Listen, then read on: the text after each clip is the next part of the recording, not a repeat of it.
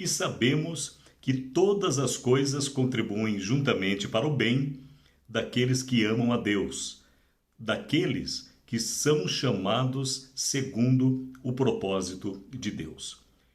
Está escrito na carta de Paulo aos Romanos, capítulo 8, versículo 28. É sobre isso que eu quero meditar com você através desse vídeo. Que coisas são estas? Todas as coisas mesmo. Todas as coisas contribuem para o bem daqueles que amam a Deus. Primeiramente, nós vemos na sequência do texto que Paulo escreve aos Romanos, e logicamente o Espírito Santo traz a todos nós, filhos e filhas de Deus, cristãos, que está se referindo, por exemplo, às coisas que não são boas, definitivamente coisas que não são boas. Versículo 31 diz: que diremos, pois, a estas coisas? Se Deus é por nós, quem será contra nós? Ou seja, se nós vamos dizer para certas coisas, Deus é por mim, se Deus é por nós, quem será contra nós? Significa que existem coisas que realmente, que definitivamente não são boas. Mas existem também aquelas coisas que a princípio não nos parecem boas, mas ao final nós vamos entender que elas contribuíram para alguma coisa boa. Por exemplo, o versículo 32 está escrito: aquele que nem mesmo a seu próprio filho poupou, antes o entregou por todos nós, como não nos dará também com ele todas as coisas? No versículo 35 diz: quem nos separará do amor de Cristo? A tribulação, ou a angústia, ou a perseguição, ou a fome, ou a nudez, ou o perigo, ou a espada? Então aqui nós vemos coisas que a princípio não nos parecem boas. Quando nós lemos no versículo 32 que Deus não poupou a seu próprio filho, ou seja, a crucificação, a morte de Jesus, todos os sofrimentos, os maus tratos que o Filho de Deus sofreu, ninguém pode dizer, pelo menos quem tem amor para com Deus, respeito para com as coisas de Deus, que isso seja, a princípio, uma coisa boa. Mas o final, o resultado disto, não é? É o que o versículo diz, que Deus não poupou a seu próprio Filho, mas o entregou por todos nós, e juntamente com o seu Filho, ou seja, com Jesus, ele nos dará todas as coisas. Todas as coisas. Então, mais uma vez, nós vemos no texto de Romanos, na carta aos Romanos, capítulo 8, o apóstolo Paulo se referindo a coisas. Existem aquelas coisas que fazem parte do caminho, do nosso caminho para a vitória.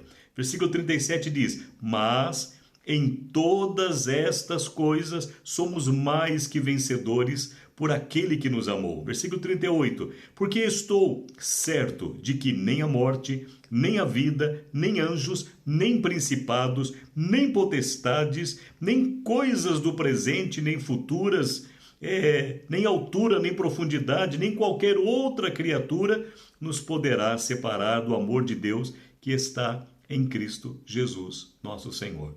Todas as coisas. A Bíblia também nos fala, em outras cartas de Paulo, em outras referências, sobre coisas. Por exemplo, Cristo já nos libertou das coisas velhas.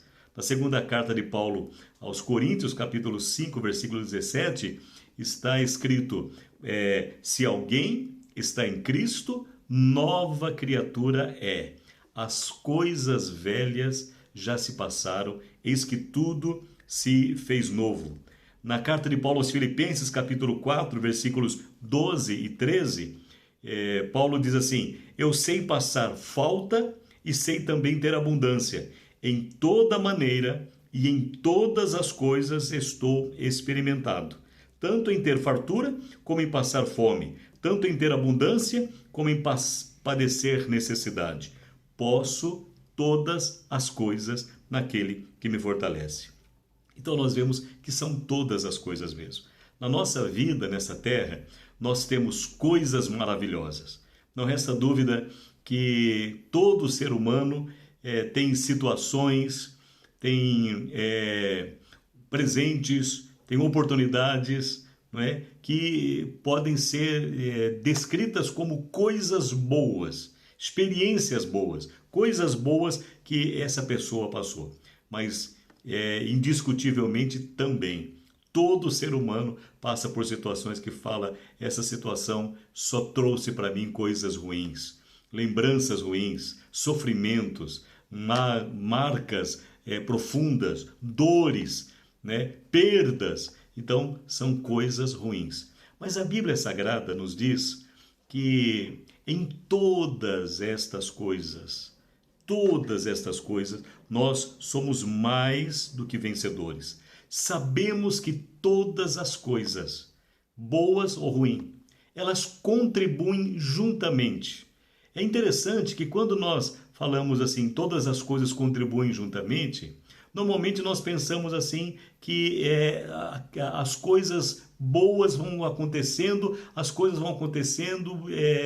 boas e vão nos levar automaticamente para o sucesso, para situações agradáveis em nossa vida. Mas o que nós vemos aqui nesse versículo é que está declarado que nós sabemos, nós devemos ter essa consciência que todas as coisas, ruins ou não, todas as coisas contribuem juntas. Ou seja, nós temos que aprender, como há pouco eu citei o texto de Paulo aos Filipenses, no capítulo 4, que a vivermos como Paulo viveu. Ele pegava os momentos de sofrimento e mais os momentos de grandes alegrias, né? E tudo isso daí o fortalecia, levava a ele a ter a sua vida mais experiente, mais madura, ter uma maturidade maior, uma estrutura mais profunda, mais consistente na sua fé em Deus, ao ponto dele poder dizer: eu posso todas as coisas naquele que me fortalece. Eu posso estar bem, eu posso estar seguro, eu posso louvar, eu posso adorar, eu posso tirar boas lições, eu posso ensinar, eu posso aprender. Em qualquer situação, eu posso todas as coisas naquele que me fortalece. Mas o importante disso tudo é nós entendermos como podemos, e a única maneira de realmente podermos fazer ou experimentar com que todas as coisas contribuam para o nosso bem. Está escrito: sabemos que todas as coisas contribuem para o bem daqueles que amam a Deus. Daqueles que amam a Deus. Amar a Deus é um dos mandamentos, né, ou o mandamento mais importante. Quando perguntaram para Jesus: mestre, qual é o grande mandamento? Ele disse: o grande mandamento é: amarás ao Senhor, o teu Deus, de todo o teu coração, de toda a tua alma e de todas as tuas forças. Amar a Deus é um mandamento.